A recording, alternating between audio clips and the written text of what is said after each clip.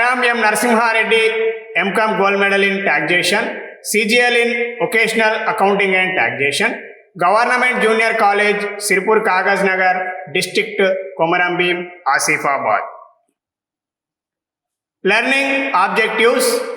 First one is agricultural income. Second one is incomes are treated as agricultural incomes. Test to be applied for determination of agricultural income.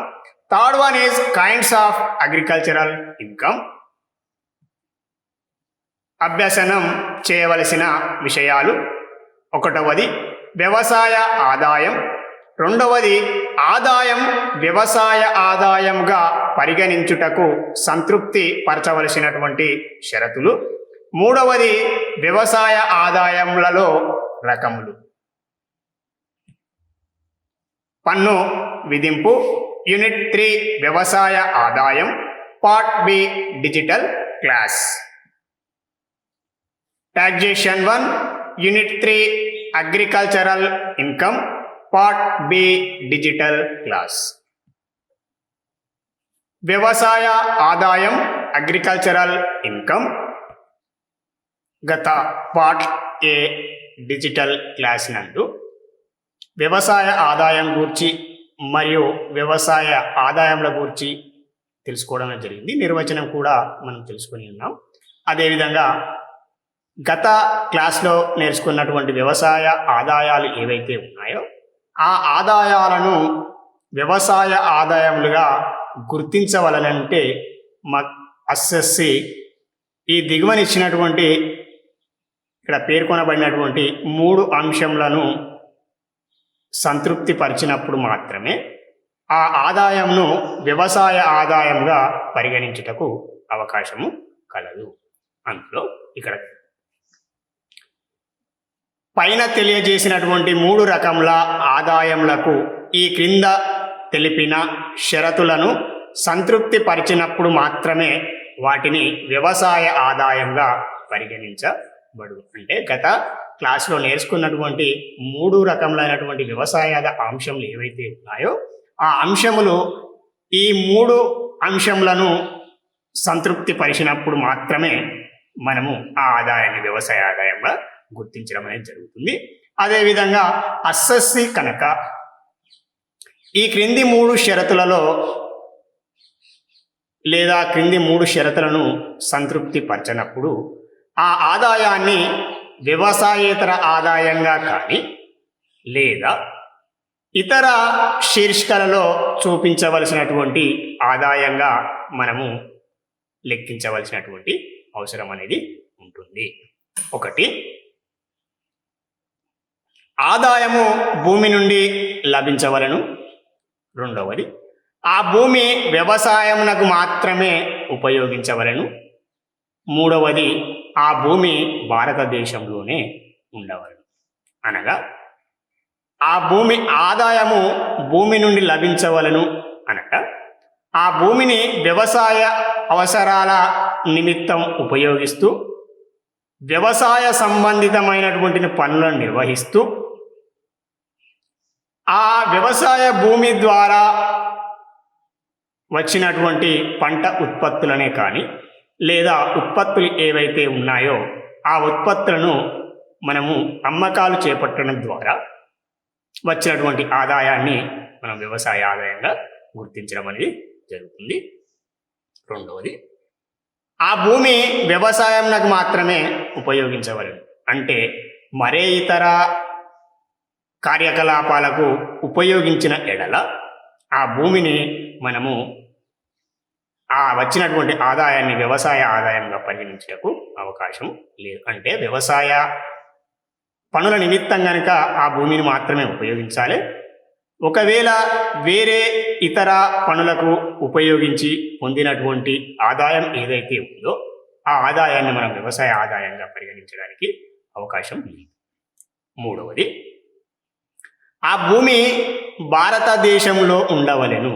అంటే ఇతర దేశంల నుండి వచ్చినటువంటి వ్యవసాయ ఆదాయం ఏదైతే ఉందో ఆ ఆదాయాన్ని మనము వ్యవసాయ ఆదాయంగా గుర్తించడం అనేది జరుగుతుంది. అంటే భారతదేశంలో కలిగి ఉన్నటువంటి అంటే భారత సరిహద్దులలో కలిగి ఉన్నటువంటి వ్యవసాయ భూమి ద్వారా ఆ భూమి నందు మనం వ్యవసాయాన్ని చేయడం ద్వారా ఆర్జించినటువంటి లేదా సంపాదించినటువంటి ఆదాయం ఏదైతే ఉందో ఆ ఆదాయాన్ని మన వ్యవసాయ ఆదాయంగా గుర్తించడం అనేది జరుగుతుంది. అంటే ఆ ఆదాయము భూమి నుండి మాత్రమే లభించవలెను.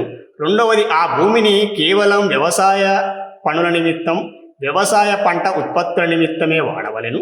అదేవిధంగా ఆ భూమి భారతదేశంలోనే ఉండవలెను. అంటే ఇతర దేశాలలో ఉన్న వ్యవసాయ భూమి ద్వారా వచ్చినటువంటి ఆదాయం ఏదైతే ఉందో ఆ ఆదాయాన్ని మనం వ్యవసాయ ఆదాయంగా గుర్తించం.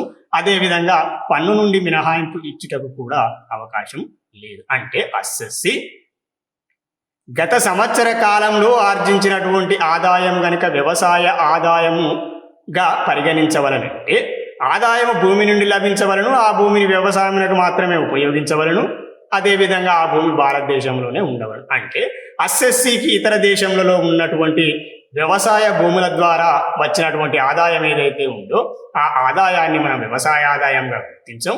అదేవిధంగా ఆ వ్యవసాయ ఇతర దేశాల నుండి వచ్చినటువంటి వ్యవసాయ ఆదాయం మీద పన్ను విధించడం అనేది జరుగుతుంది. కేవలం భారతదేశంలో ఉన్నటువంటి వ్యవసాయ భూమి ద్వారా ఆర్జించిన లేదా సంపాదించినటువంటి ఆదాయం పైన మాత్రమే మనం పన్ను నుండి మినహాయింపు ఇవ్వడానికి అవకాశం ఉంది. అదేవిధంగా ఆదాయం భూమి నుండి లభించను అనేటువంటి అంశాన్ని విడివిడిగా మనం పరిశీలించినట్టయితే విద్యార్థులు త్వరగా అవగాహన చేసుకోవడం అవకాశం కలుగుతుంది. ఫస్ట్ పాయింట్, ఆదాయము భూమి నుండి లభించవలను. భూస్వామి తన వ్యవసాయ భూములను కౌలుపై ఇతరులకు ఇవ్వగా వచ్చిన ప్రతిఫలంను నగదు రూపంలో గాని లేదా వ్యవసాయ ఉత్పత్తిలో కొంత భాగంగా ఉన్నచో ఆ ఆదాయంను వ్యవసాయ ఆదాయం అందురు.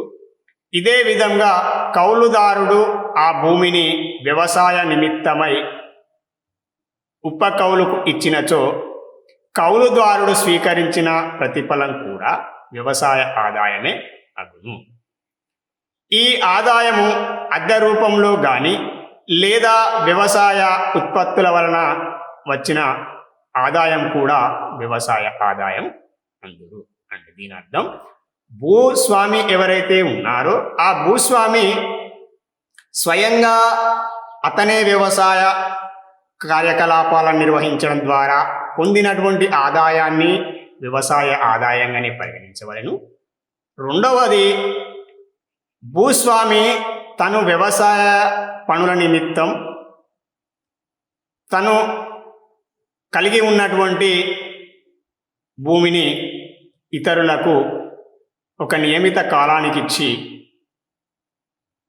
ఆ నియమిత కాలంలో ఒప్పందం ప్రకారం స్వీకరించినటువంటి నగదే కానీ లేదా వస్తు రూపంలో కానీ లేదా పంట ఉత్పత్తిలో కొంత భాగం కానీ తీసుకున్నట్టయితే మనం దాన్ని వ్యవసాయ ఆదాయంగానే పరిగణించడం అనేది జరుగుతుంది. అదేవిధంగా కౌలుదారుడు కూడా కౌలుదారుడు తీసుకున్నటువంటి కౌలుదారుడు ఉపకౌలుదారుకు ఇవ్వడం ద్వారా తీసుకున్నటువంటి ప్రతిఫలం ఏదైతే ఉందో దాన్ని కూడా వ్యవసాయ ఆదాయంగానే పరిగణించడం అనేది జరుగుతుంది.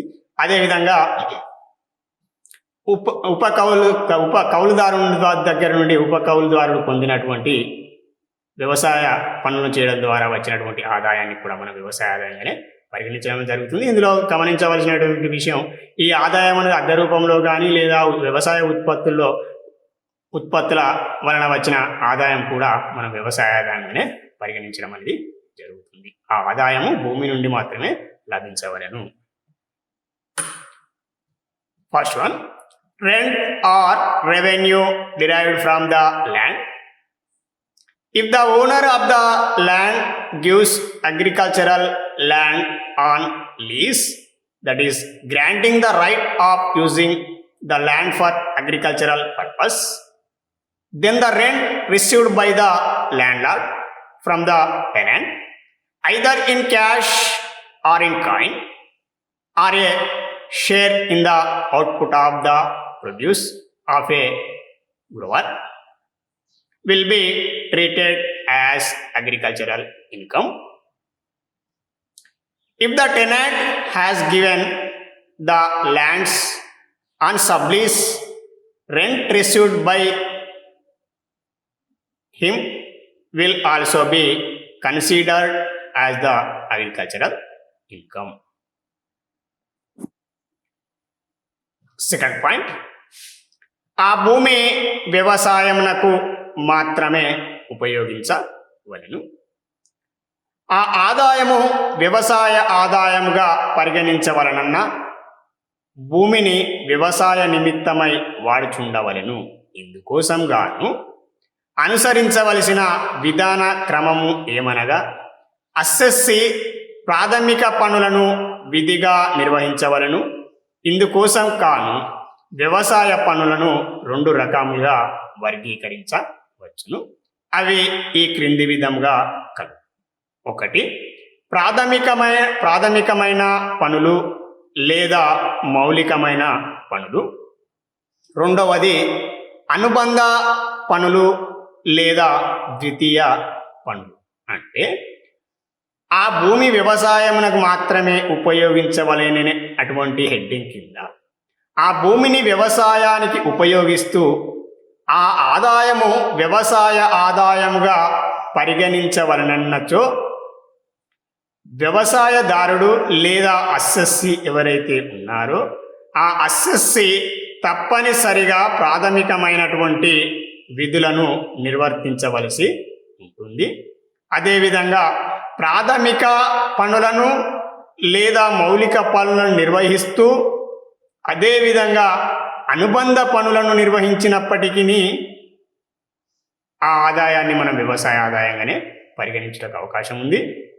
అదేవిధంగా కేవలం ప్రాథమిక పనులను లేదా మౌలికమైన పనులను నిర్వహించినప్పటికీ మనము ఆ ఆదాయాన్ని వ్యవసాయ ఆదాయంగా గుర్తిస్తాం. కానీ కేవలం అనుబంధ పనులను లేదా ద్వితీయ పనులను నిర్వహించడం ద్వారా పొందినటువంటి ఆదాయం ఏదైతే ఉందో ఆ ఆదాయాన్ని మనము వ్యవసాయ ఆదాయంగా గుర్తించుటకు అవకాశం లేదు. Second point, the land is used for agricultural purpose. The test to be applied for determining whether an income is agricultural or not is performance of basic operations by the assessee. In agriculture, the activities are classified into 2. Agricultural activities as classified into 2 categories. First one is basic operations. Second one is subsequent operations. The test to be applied for determining whether an income is agricultural or not is performance of basic operations by the assessee. In agriculture, the activities are classified into 2. First one is basic operations. Second one is the subsequent operations.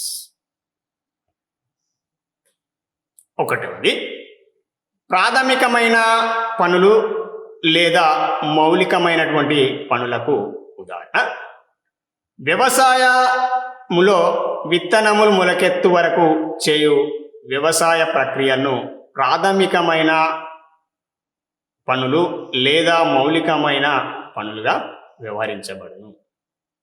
ఉదాహరణకు భూమిని దున్నుట, రెండవది సాగు చేయుట లేదా సదును చేయుట, విత్తనములు జల్లుట లేదా విత్తుట, మూడవది నారు పోయుట, నాలుగవది నీరు పోయుట మొదలగు. అంటే ప్రాథమిక లేదా మౌలికమైనటువంటి పనుల లేదా ప్రక్రియలో భాగంగా విత్తనం మొలకెత్తే వరకు చేసేటువంటి కార్యకలాపాలు ఏవైతే ఉన్నాయో, వ్యవసాయ పనులు ఏవైతే ఉన్నాయో ఆ పనులను మనము ప్రాథమిక లేదా మౌలిక పనులుగా చెప్పడం అనేది జరుగుతుంది. అంటే అందుకోసంగాను ఉదాహరణగా భూమిని దున్నుట, సాగు చేయుట లేదా సదును చేయుట, విత్తనము జల్లుట లేదా విత్తుట, జరిగిన తదుపరి నారు పోయుట లేదా అంటే నీరు పెట్టుట, అదేవిధంగా మనం నాటినటువంటి విత్తనములు మొలకెత్తి వరకు చేసేటువంటి ప్రక్రియలు ఏవైతే ఉన్నాయో ఆ ప్రక్రియలను మనము ప్రాథమికమైనటువంటి లేదా మౌలికమైనటువంటి పనులుగా చెప్పడం అనేది జరుగుతుంది. అయితే ఇక విషయానికి వచ్చినట్టయితే ప్రాథమిక పనులకు ఉదాహరణగా భూమిని తవ్వడము లేదా పిల్లగించడము లేదా దున్నడము లేదా విత్తనములు విత్తుట లేదా మొక్కలను నాటుట, అదేవిధంగా మొక్క మొలకెత్తు వరకు నీటి సరఫరా చేయుట, ఈ విధమైనటువంటి వ్యవసాయ కార్యకలాపాలు ఏవైతే ఉన్నాయో ఆ కార్యకలాపాలను మనము ప్రాథమిక లేదా మౌలికమైనటువంటి పనులకు ఉదాహరణగా చెప్పడం అనేది జరుగుతుంది. అదేవిధంగా ప్రాథమికమైనటువంటి పనులకు అదేవిధంగా ద్వితీయమైనటువంటి పనులకు ఉదాహరణలు కనుక మనము అర్థం చేసుకున్నట్టయితే మనకు ప్రాథమిక పనులను మనం ఈ చిత్రాల ద్వారా చూసినట్టయితే మనకు ఈజీగా అర్థమవడానికి అవకాశం కలదు. First one, basic operations. If an agricultural operations involves involvement of human skill and labor on the land prior to germination of plants, then these operations are known as basic operations. The examples for basic operations are: first one is cultivation, second one is seeding, third one is plantation, fourth one is watering or sowing seeds.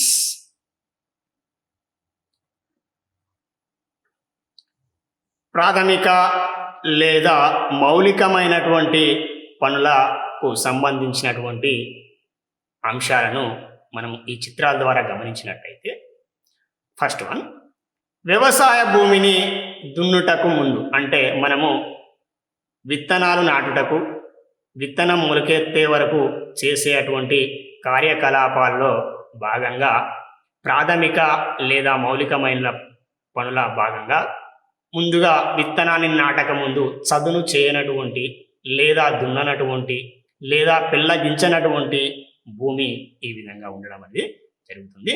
ఒకటోది, వ్యవసాయ భూమి దున్నుటకు ముందు, agriculture land before cultivation. రెండవది, వ్యవసాయ భూమిని దున్నుట లేదా పిల్లగించుట లేదా తవ్వుట. ఈ చిత్రంలో వ్యవసాయ భూమిని దున్నుట చిత్రాన్ని మనము చూడవచ్చు. Flowing of agricultural land, flowing of agricultural land, second point. This is also example for flowing of agriculture land, వ్యవసాయ భూమి దున్నుటకు ఉదాహరణ చిత్రం. అదేవిధంగా భూమిని పెక్కిలించడము లేదా దున్నుట యంత్ర పరికరాల సహాయంతో చేయడానికి అవకాశం కలదు. అదేవిధంగా హ్యూమన్ స్కిల్స్ ఉపయోగించి కూడా చేయడానికి అవకాశము కలదు. ఈ చిత్రాన్ని గమనించినట్టయితే మనము విత్తనాన్ని నాటుటకు ముందుగా భూమిని మనము దున్నవలసి ఉంటుంది. అదేవిధంగా దున్నినటువంటి భూమిని చదును చేయవలసినటువంటి అవసరం కూడా ఉంటుంది. అదేవిధంగా మూడవది, వ్యవసాయ భూమిని దున్నుట మరియు విత్తనములు విత్తుటకు సదును చేయుట. Preparing the agriculture land for seeding అంటే మనం విత్తనాలు విత్తడం కోసం కాను భూమిని విత్తనాలు విత్తుటకు అదునుగా మనము నేలను తయారు చేసుకోవాల్సి ఉంటుంది. అదేవిధంగా మూడవది, వ్యవసాయ భూమిని దున్నుట మరియు విత్తనములు విత్తుటకు సదును చేయుట. Preparing the agriculture land for seeding అంటే విత్తనాలు షోయింగ్ చేయడం కోసం గాను, విత్తనాలను విత్తడం కోసం లేదా షోయింగ్ ఆఫ్ ద సీడ్స్ కోసం మనము నేలను, భూమిని ఈ విధంగా ప్రాథమిక మరియు మౌలిక పనుల్లో భాగంగా ఈ విధంగా విత్తనాన్ని విత్తుటకు నేలను సిద్ధం చేసుకుంటా, వ్యవసాయ భూమిని దున్నుట మరియు విత్తనములు విత్తుటకు సిద్ధం చేయుట, preparing the agriculture land for seeding అంటే యంత్ర పరికరాల సహాయంతో కానీ లేదా మానవ శ్రమతో కానీ లేదా మనము ఏ రకాన్నైనా కానీ మనము ఉపయోగించుటకు అవకాశం కలదు. అంటే విత్తనాలు విత్తుటకు మనం నేలను తయారు చేసుకోవడం ప్రాథమిక లేదా మౌలిక పనిలో భాగంగా. తదుపరి విత్తనములు, సీడ్స్. తదుపరి 5వది వ్యవసాయ భూమి నందు విత్తనములు విత్తుట లేదా నాటుట, seeding of grains or seeds. అంటే మనము ప్రాథమిక పనులలో భాగంగా భూమిని దున్నుట, పెగ్గిలించడము లేదా వదులు చేయడము, అదేవిధంగా దున్నడము, ప్లవింగ్ చేయడం చేసిన తదుపరి మనము నేలను విత్తనాలు విత్తుటకు సిద్ధంగా చేసుకొని సాళ్ళు తోలుకోవడం మొదలైన కార్యక్రమాలు అయిపోయిన తదుపరి మనము వ్యవసాయ భూమి నందు విత్తనములు విత్తుట లేదా నాటుట, seeding of grains or seeds. Seeding of grains or seeds example.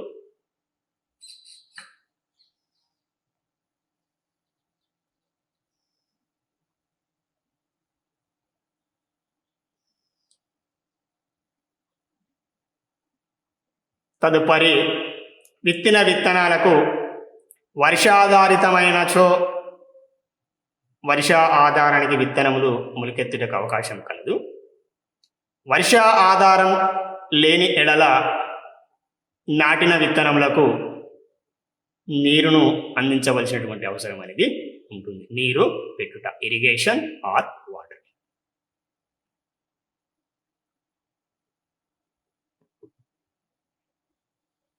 ఏడవది వ్యవసాయ భూమి నందు మొలకెత్తిన, విత్తిన లేదా నాటిన విత్తనము, seedling A young plant grown from seed. ఈ విధంగా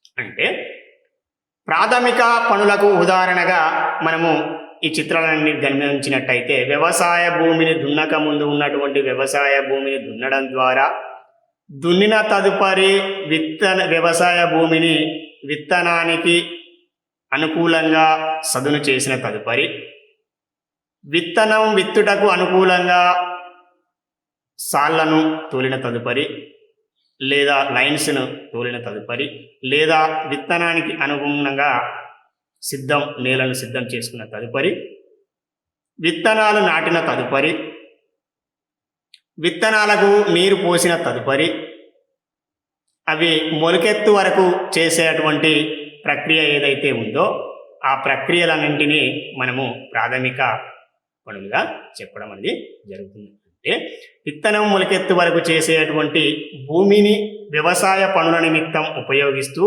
ప్రాథమిక లేదా మౌలికమైనటువంటి పనులలో భాగంగా మనము విత్తనాలను మొలకెత్తు వరకు చేసే ప్రతి కార్యకలాపాన్ని, ప్రతి మానవ శ్రమను మనము వ్యవసాయ పనులలో ప్రాథమిక లేదా మౌలిక పనులుగా మనం గుర్తించడం అనేది జరుగుతుంది.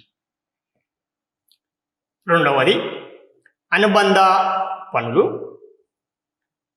విత్తనములు మొలకెత్తిన తదుపరి నిర్వహించు వ్యవసాయ ప్రక్రియలను లేదా పనులను అనుబంధ పనులు అంటారు. మొలకెత్తు వరకు చేసి అటువంటి వ్యవసాయ కార్యకలాపాలు ఏవైతే ఉన్నాయో, పనులు ఏవైతే ఉన్నాయో వాటిని ప్రాథమిక మరియు మౌలిక పనులుగా ఏ విధంగానైతే మనం అర్థం చేసుకున్నామో, విత్తనం మొలకెత్తిన తదుపరి పంటను స్వీకరించే అంతవరకు మనము దిగుబడిని స్వీకరించేంత వరకు చేసేటువంటి కార్యకలాపాలు ఏవైతే ఉన్నాయో, వ్యవసాయ పనులు ఏవైతే ఉన్నాయో వాటిని ద్వితీయ పనులు లేదా అనుబంధ పనులుగా మనము పేర్కొనడం అనేది జరుగుతుంది.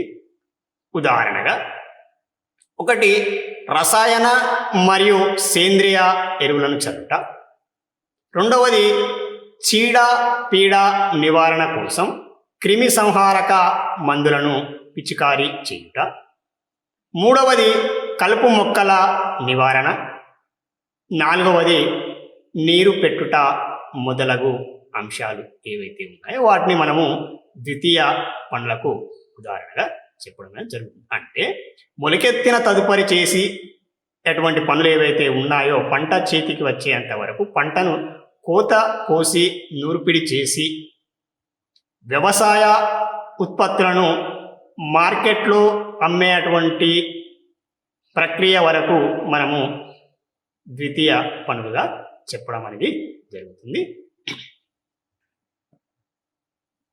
Here, second point, subsequent operations or additional operations. Operations performed after the produce sports, then these operations are known as subsequent operations. Example for subsequent operations are: first one is weeding, second one is cutting, third one is harvesting, fourth one is spraying fertilizers and pesticides, spraying pesticides and applying fertilizers. మనము ఈ చిత్రాన్ని కనుక గమనించినట్టయితే కలుపు మొక్కల నివారణలో మనము మొలకెత్తిన తదుపరి కలుపు మొక్కల నివారణలో భాగంగా వ్యవసాయ భూమిని వదులు చేయడం కలుపు మొక్కల నివారణకు ఉదాహరణగా చెప్పవచ్చు. ఫ్లవింగ్ ద క్రాప్ ప్లాంట్. కలుపు మొక్కల నివారణ,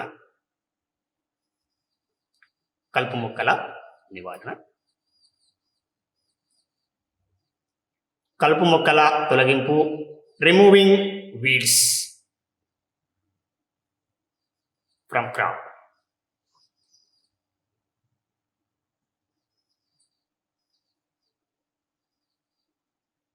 కలుపు మొక్కల తొలగింపు, removing weeds. Second point, irrigation are watering, నీరు పెట్టుట.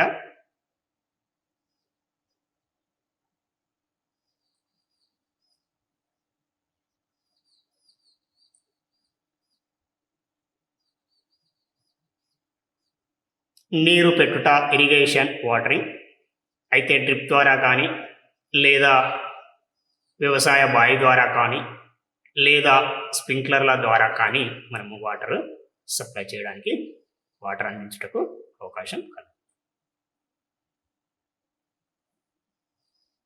నీరు పెట్టుట ఇరిగేషన్ వాటరింగ్.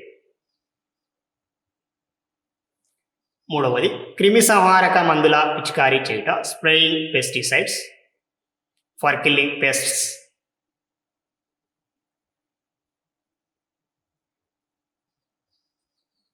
నాలుగవది రసాయన ఎరువులను చల్లుట, అప్లయింగ్ ఫెర్టిలైజర్స్. రసాయన ఎరువులను చల్లుట, అప్లయింగ్ ఫెర్టిలైజర్స్.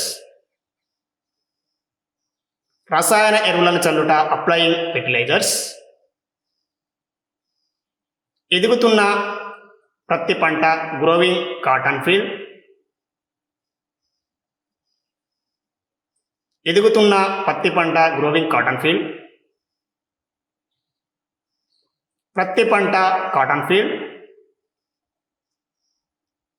అంటే ఏరు దశకు లేదా పంట ఉత్పత్తులను స్వీకరించేటువంటి సమయానికి వచ్చినటువంటి పంట.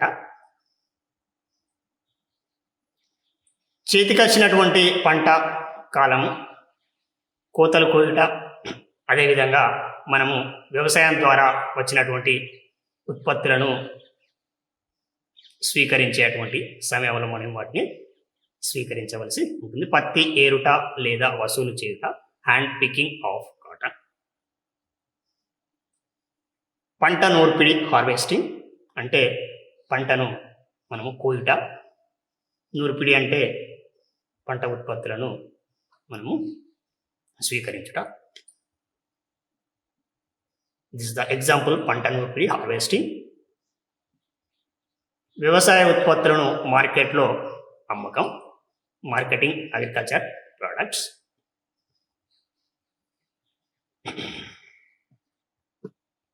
థర్డ్ పాయింట్, ఆ భూమి భారతదేశంలో ఉండవలెను, వ్యవసాయ క్షేత్రము భారతదేశంలో మాత్రమే ఉండవలెను, అనగా విదేశములలో ఉన్న వ్యవసాయ క్షేత్రము లేదా భూమి నుండి వచ్చిన ఆదాయంను వ్యవసాయ ఆదాయంగా పరిగణించరు, అనగా ఆ వ్యవసాయ భూమి తప్పనిసరిగా భారతదేశంలో మాత్రమే ఉండవలెను, మరియు ప్రాథమిక పనులు లేదా మౌలికమైన పనులు తప్పనిసరిగా నిర్వహించవలసి ఉంటుంది. ఒకటి, కనీసము ప్రాథమిక పనులు లేదా మౌలికమైన పనులను నిర్వహించని ఎడల వ్యవసాయ ఆదాయము అగును. కనీసము ప్రాథమిక పనులు లేదా మౌలిక పనులను నిర్వహించిన ఎడల వ్యవసాయ ఆదాయం అగును. రెండవది, ప్రాథమిక పనులు లేదా మౌలిక పనులు మరియు అనుబంధ పనులు నిర్వహించిన ఎడల వ్యవసాయ ఆదాయం అగును.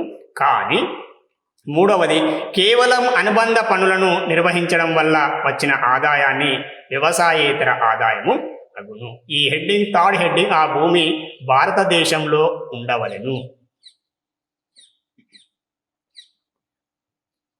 Third heading, land situated in India. The agricultural land must be situated in India. That is, income from agricultural lands which are situated in India in a foreign country is not considered as agricultural income. First one, if an assessee has performed basic operations only, then income received is treated as agricultural income. Second point, if an assessee has performed basic operations and subsequent operations only, basic operation, then the income received is treated as agricultural income. If an assessee performs only subsequent operation, then the income received by him is not considered as agricultural income. For example, income derived from the forest trees, profit made by a trader on purchasing the standing crop is treated as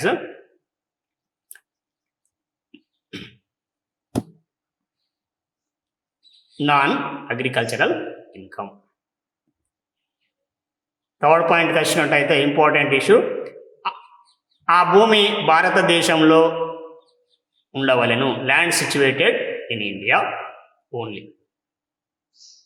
ఆ భూమి భారతదేశంలోనే ఉండవలెను. అంటే ఇతర దేశంలో భారత సరిహద్దు భాగం కాకుండా ఉన్నటువంటి భూమి ద్వారా వచ్చినటువంటి ఆదాయం ఏదైతే ఉందో ఆ ఆదాయాన్ని మనం వ్యవసాయ ఆదాయంగా పరిగణించము. ఆ భూమి అనేది భారతదేశంలో తప్ప